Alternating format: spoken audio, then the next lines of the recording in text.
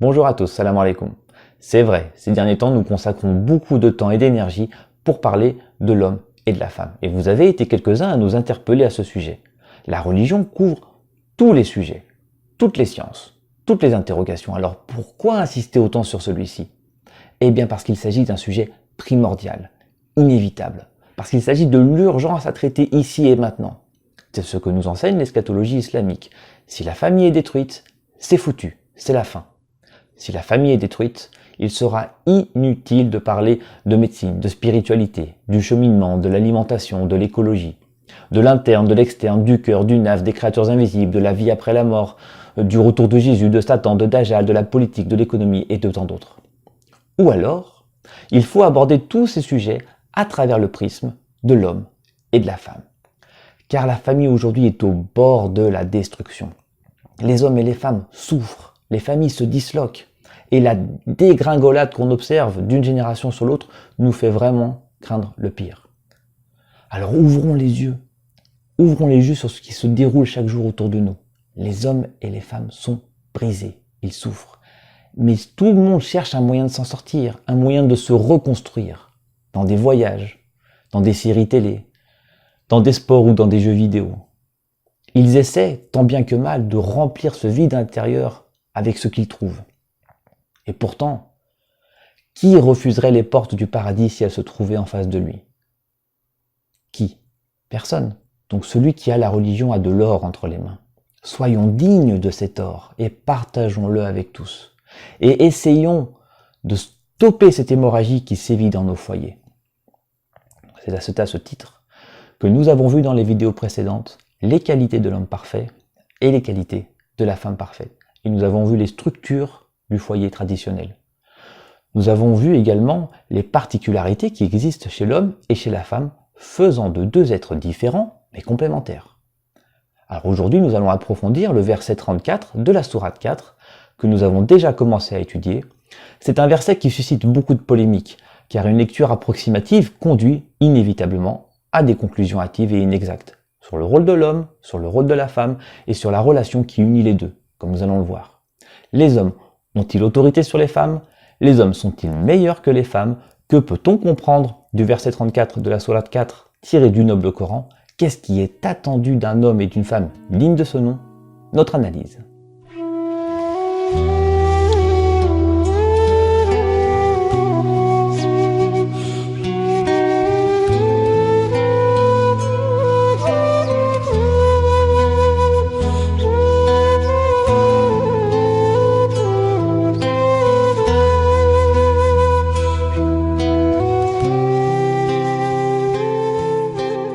Les hommes ont-ils autorité sur les femmes?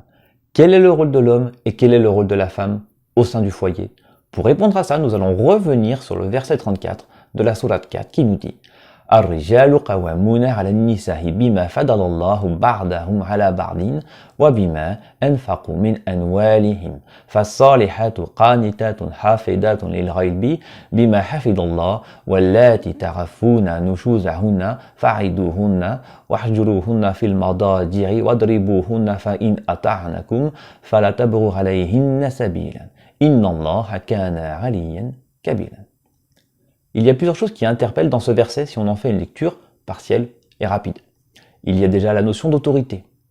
Il y a le fait que Dieu a favorisé les hommes sur les femmes, que les femmes doivent être obéissantes et qu'on peut même aller jusqu'à les frapper. Donc on va voir bien sûr que la réalité est autrement plus complexe et plus intéressante. Pour ce verset, je me suis intéressé à une quinzaine de traductions en française et aussi en anglais. En passant de Jean-Louis Michon à Jacques Berck, à Denise Masson, également Mohamed Hamidullah, bref, j'ai fait un peu le tour. Malheureusement, toutes les traductions sont discutables sur plus d'un point. On les trouvera parfois incomplètes et parfois même fausses. Bien sûr, il est bon de rappeler que nous ne reprochons absolument rien à qui que ce soit, loin de là. Chacun a fait ce qu'il pouvait. Peut-être aussi qu'à une autre époque où l'homme et la femme étaient encore à la hauteur de quelque chose, une autre traduction pouvait se comprendre différemment. Que Dieu nous pardonne nos erreurs et nous récompense tous. Amen. Donc pour des raisons pratiques, nous avons divisé l'étude de ce verset en deux vidéos. Nous allons étudier la première partie dans celle-ci et la suite dans la vidéo suivante qui est déjà disponible dans le lien en commentaire sous cette vidéo. Pour cela, nous allons commencer par revenir sur le Coran, le livre saint, sa nature et la façon de l'approcher. Puis nous reviendrons sur la notion clé du verset, qui est le mot sacré qawamun, traduit ici par autorité. Ensuite, nous reviendrons sur les fameuses faveurs que Dieu a accordées aux hommes sur les femmes, pour terminer par la question de la gestion financière du foyer, abordée à la fin de cette première partie. Alors pour commencer, le Coran, ce n'est pas n'importe quel livre, c'est la parole de Dieu. Et comme il s'agit de la parole de Dieu, il est nécessaire de l'aborder eu égard de ce que c'est. Non, ce n'est pas un roman, ce n'est pas non plus le manifeste d'un parti politique ou le discours d'un politicien. Donc il y a une rigueur et un scrupule qui doivent être exemplaires. Mais aussi une méthode qui doit être adaptée à ce genre de texte, comme vous allez pouvoir vous en rendre compte, et bien à mesure qu'on avance dans notre étude. Certains éléments du Coran sont cachetés. C'est-à-dire que soit le Coran lui-même, soit le prophète sallallahu alayhi wa sallam les explique de façon claire, et ces éléments n'ont pas vocation à être réinterprétés. C'est le cas par exemple de certaines choses décrites comme autorisées, ou comme interdites. Ou encore par exemple le nombre de prières quotidiennes obligatoires qui est de 5. Voilà, c'est fixé, on n'a pas besoin de le réinterpréter. Et il y a certains éléments où Dieu nous laisse la liberté de l'interprétation. On peut citer par exemple les éléments qui permettent de différencier le musulman, muslimine, du croyant, mu'minin. Donc quelle différence? Si ça vous intéresse, on a un article à ce sujet sur soulouk.net. Il y a donc des éléments qui sont cachetés et d'autres qui vont générer différentes interprétations issues de ce qu'on appelle un ijtihad, c'est-à-dire un effort d'interprétation et de réflexion. Donc il se peut qu'une interprétation soit une erreur si elle entre en contradiction avec le reste du logiciel islamique, ou bien qu'elle soit acceptée, même si elle est incomplète, dès lors qu'elle reflète au moins une partie de ce qui est visé par le verset concerné. Donc ce qui est important dans tout ça, c'est que l'ijtihad, c'est-à-dire l'effort d'interprétation, ne s'arrête jamais. Malheureusement, nous sommes confrontés à ces deux problèmes en même temps dans le cadre de ce verset. En effet, la complexité et la richesse de la langue arabe coranique rendent la compréhension de certains passages du Coran difficiles, très difficiles même, voire même pour les linguistes. Et la difficulté est encore plus grande lorsqu'il s'agit de traduire le livre saint, parce qu'il existe des mots, des notions, des règles de grammaire propres à la langue arabe qui n'existent pas dans d'autres langues comme le français ou l'anglais. C'est pour ça que finalement, quelle que soit la traduction qu'on étudie, on trouvera nécessairement des lacunes. Et c'est encore plus vrai dans ce verset où même les tafasir, c'est-à-dire les commentaires des savants en arabe, présentent certaines lacunes sur lesquelles nous allons essayer de revenir. Le premier problème est la traduction et la compréhension du mot sacré qawamun. Qawama désigne une fonction, un statut pour l'homme, dans la relation qu'il entretient avec sa femme et son foyer. L'homme qui se veut être un homme véritable doit être qawam. Donc il s'agit pour lui d'une responsabilité, d'un devoir et non pas d'un avantage dont il peut jouir en toute quiétude. Et comme dans le foyer, bien sûr, la vie commune implique la vigilance et la participation de chacun, la femme a un rôle à jouer dans cette qawama. Et ce rôle est déjà d'exiger de son mari qu'il soit qawam. Donc qawama est une responsabilité et un devoir pour l'homme et c'est une exigence pour la femme. Alors on pourrait faire le découpage lettre par lettre, lumière par lumière pour connaître avec précision les attentes de Dieu sur l'homme dans le cadre de qawama. Et avec ça, on pourrait élargir un peu le champ des sciences humaines pour approcher des propriétés que doit avoir l'homme s'il souhaite se marier. C'est malheureusement quelque chose qui est totalement ignoré aujourd'hui par la science, alors que pourtant, on fait des tests, par exemple chez le médecin, pour savoir est-ce que l'homme ou la femme n'ont pas le sida ou autre chose, en gros pour voir si le futur partenaire est valide. Mais qu'est-ce que devrait investir la science comme critère pour dessiner les caractéristiques d'un homme apte au mariage? Et qu'est-ce qu'une femme est en droit d'exiger de son futur mari pour protéger son futur foyer? Et que fait l'État pour permettre aux hommes d'être des hommes et aux femmes d'être des femmes, pour que lorsqu'arrive l'heure du mariage, il ne soit pas les catastrophes qu'on voit aujourd'hui tous les jours? Donc quand on voit les violences conjugales, quand on voit les jalousies, quand on voit les déchirements, les tromperies, les abus, ces choses ne sont possibles que parce que l'homme n'est plus qawam. Ce sont des choses impossibles si l'homme est à la hauteur de sa nature, s'il est à la hauteur de ce que Dieu veut qu'il soit. Donc si tous les États du monde, si tous les foyers du monde, si vous-même, vous vouliez investir dans quelque chose d'utile, il faut investir dans la qawama de Ar-Rijal. c'est-à-dire dans la qawama de l'homme. Il faut des chercheurs, il faut des universités, il faut des structures qui ne lésinent rien sur les moyens, parce que c'est ce qui sauvera nos familles, c'est ce qui sauvera nos enfants. Et tout le monde veut ça, tout le monde veut sauver nos familles et nos enfants. Donc quand on approche ce verset de cette façon, on se rend vite compte que qawama n'est pas l'autorité. Et quand on regarde la vie du prophète sallallahu alayhi wa sallam, là on n'a plus aucun doute. Aïcha, par exemple, son épouse, nous disait, quand elle parlait de son quotidien avec lui, qu'il faisait des choses simples, de tous les jours, comme laver ses vêtements, comme traire ses brebis. Il s'entretenait tout seul. Il était un simple serviteur de Dieu. C'était ça la qawama du messager d'Allah subhanahu wa ta'ala. Donc c'était ça la qawama du prophète. C'était d'être à l'écoute et au service des siens. Et qu'est-ce que c'est que l'autorité alors? Eh bien c'est le pouvoir de commander, d'être obéi, avec l'idée d'imposer ses volontés à autrui. Donc si par autorité, on entend mettre à la tête d'un foyer un général qui s'assoit et qui commande des soldats au doigt et à la baguette, on est très très loin de ce que Dieu nous dit dans ce verset. Et d'ailleurs, personne ne devrait accepter un tel homme à la tête d'un foyer. Je pense que personne n'accepte un tel homme à la tête d'un foyer. En revanche, si autorité signifie être un homme qui dit à sa femme et à ses enfants « Je suis une protection, je suis un rempart pour vous. Ma vie est à votre service, ne vous cassez la tête sur rien, mais comptez sur moi pour mettre à votre disposition tout ce dont vous avez besoin, pour que vous puissiez être à la hauteur d'accomplir ce que vous avez à accomplir.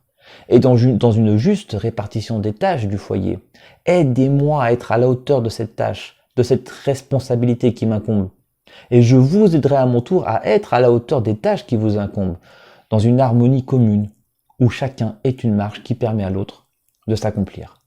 Alors ça, si c'est ça, oui, effectivement, c'est bien ça, qawama. Ce n'est ni de l'autoritarisme, ni du despotisme. Qawama signifie pour l'homme d'être au service des siens, avec toute la serviabilité du monde, et cette serviabilité, elle a comme mouvement initial la bonté, la vérité, le bienfait, à l'image du prophète avec sa famille. Ce qui implique pour l'homme, bien sûr, d'effectuer un travail sur lui-même, pour se débarrasser de ses viles passions, pour se débarrasser de son ego.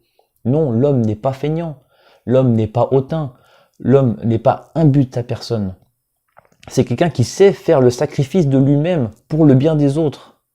Car sans ce sacrifice, il n'aura pas la lucidité, il n'aura pas le recul, ni le temps, ni la patience, ni la persévérance pour incarner son rôle d'homme. Est-ce que c'est encore un gamin ou est-ce que c'est un adulte? Donc celui qui n'est pas au service des autres, il est au service de qui? Il n'est que l'esclave de lui-même. Donc autorité n'est pas un mot qui convient ici. Et on voit déjà la difficulté qu'il y a à traduire un texte saint. Alors que en arabe, les commentaires des théologiens sur ce sujet sont souvent très discutables. Donc si qawama ne peut pas être traduit par autorité, on peut en revanche le traduire par charge.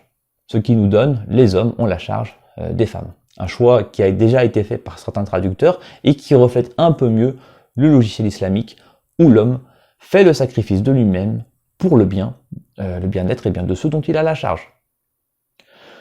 Donc pour résumer, qawama est une responsabilité qu'a l'homme dans la famille.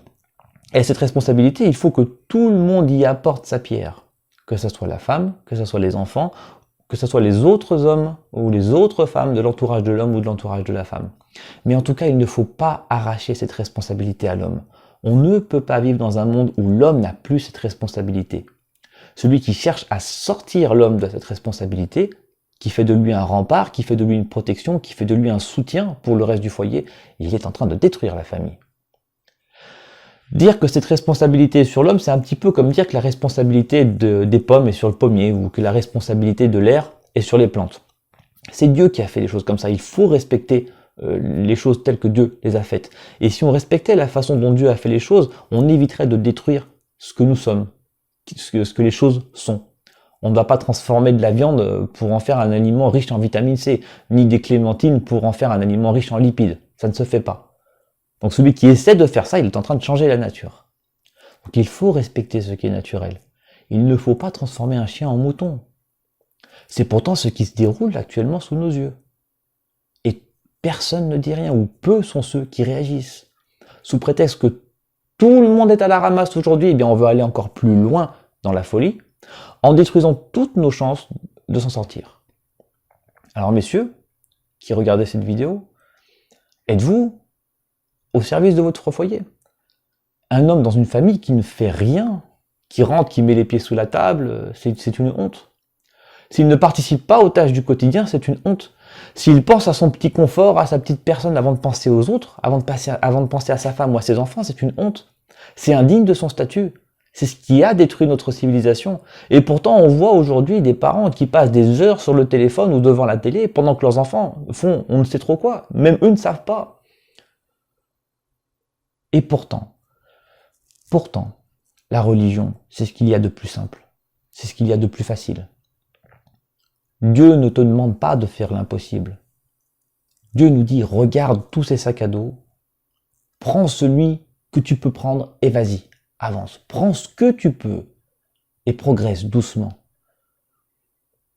Donc est-ce qu'il faut qu'on soit des ingénieurs pour être de bons croyants, de bons maris? Bien sûr que non. Preuve de ça, quand le prophète sallallahu alayhi wa sallam est arrivé, il n'avait que des illettrés, il n'avait que des gens avec le cœur très dur, qui enterraient leurs enfants, qui faisaient des choses horribles. C'était des barbares, il en a fait des saints. Donc, ouvrons un peu notre cœur à ce bienfait dont Dieu nous inonde en permanence. Goûte un peu à ça. Goûte un petit peu à ce bienfait et tu vas découvrir des saveurs. Et une fois accroché, jamais plus tu ne pourras étancher ta soif ailleurs. Goûte un peu ce miel. Habitue-toi à ce goût et tu verras que rien n'a meilleur goût sur terre que ça. La religion, ce n'est pas quelque chose qui se fait avec la tête, ni avec le cerveau, mais c'est quelque chose qui se fait avec le cœur. Remplis ton cœur de bonnes choses, remplis ton cœur de la lumière de Dieu, et tu verras que même tes paroles auront une autre saveur, un autre impact. Celui qui parle avec sa tête, mais il a des paroles fades, sombres. Mais celui qui parle avec le cœur, des fois même avec un silence, il peut faire pleurer les autres.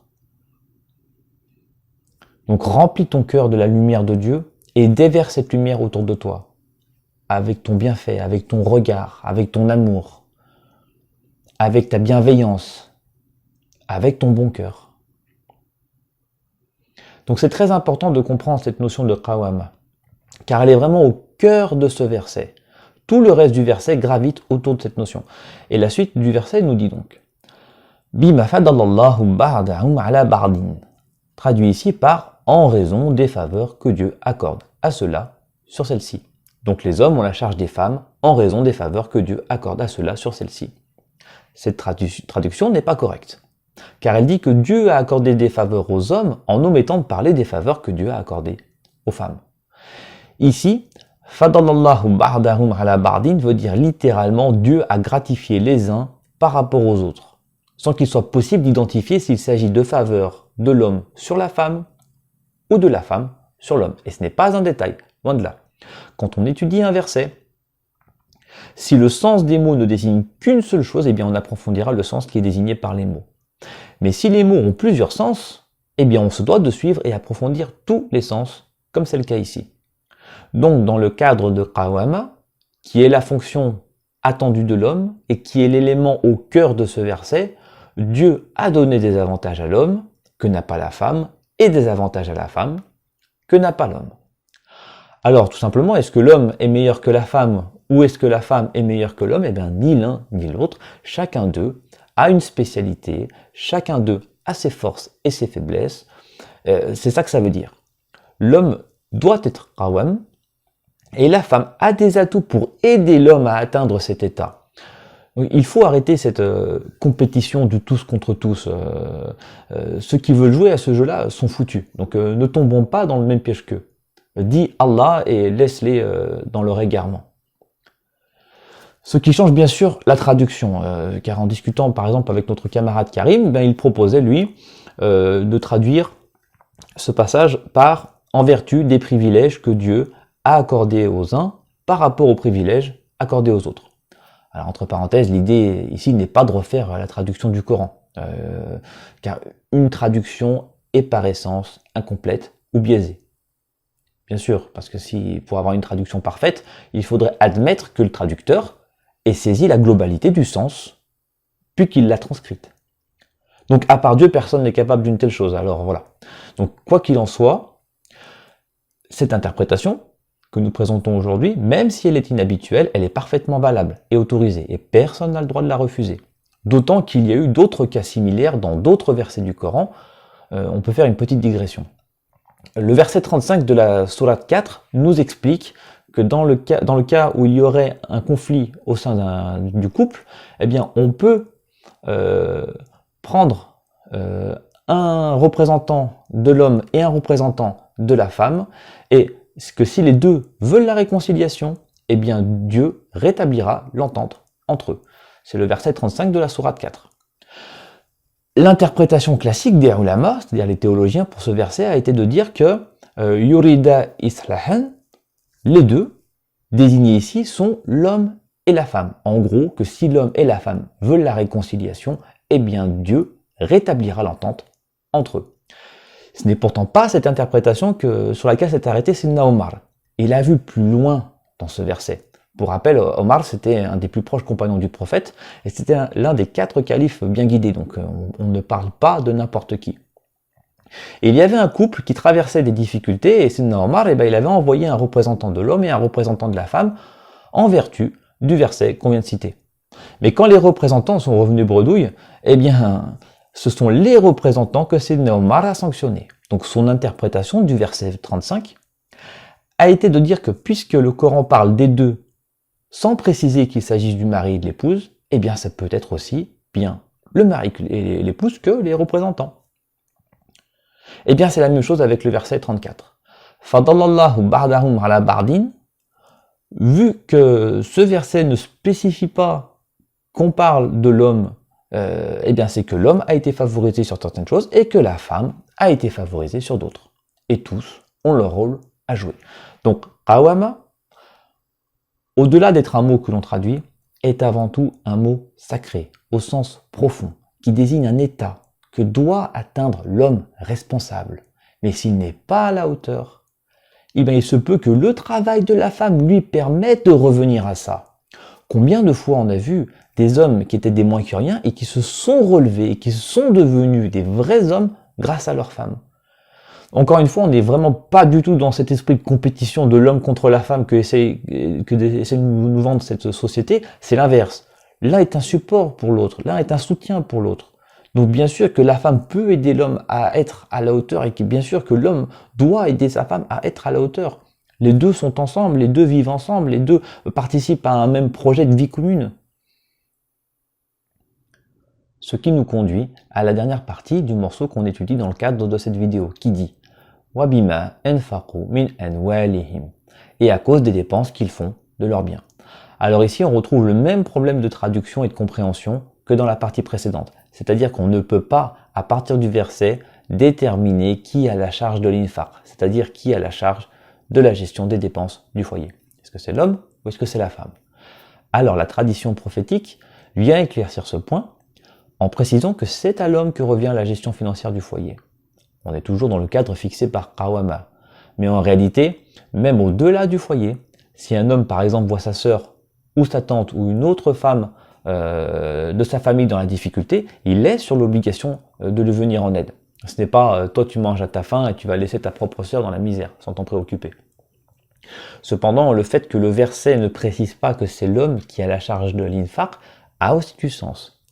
Ça veut dire que les hommes ont la responsabilité de la gestion financière du foyer, mais les femmes ne doivent surtout pas en être exclues. Ce n'est pas un devoir pour elles, sauf si elles veulent se protéger, si leur mari n'est pas à la hauteur, ou si la situation rend l'intervention de la femme nécessaire. Et c'est ce qu'on voit aujourd'hui de partout, dans nos sociétés modernes où les femmes travaillent, et parfois mieux que les hommes. Donc l'infaq demande un devoir de vigilance de la part de l'homme et de la part de la femme, et ce travail collectif n'a qu'un seul objectif, c'est l'équilibre et la bonne gestion du foyer. Donc encore une fois, il y a des milliers d'exemples de femmes qui ont assumé convenablement leur rôle vis-à-vis de l'infaq, et même certaines qui, par leur travail, ont ramené leur mari à un état véritable. Et parmi les meilleurs exemples, il y a celui du prophète sallallahu alayhi wa sallam et de sa femme Khadija. Donc il y a des femmes vraiment qui ont réussi à amener des hommes à al-qawama avec leur infaq, avec la façon dont elles géraient la condition matérielle de leur foyer. Donc l'infaq concerne l'homme et la femme. Ils en ont la responsabilité.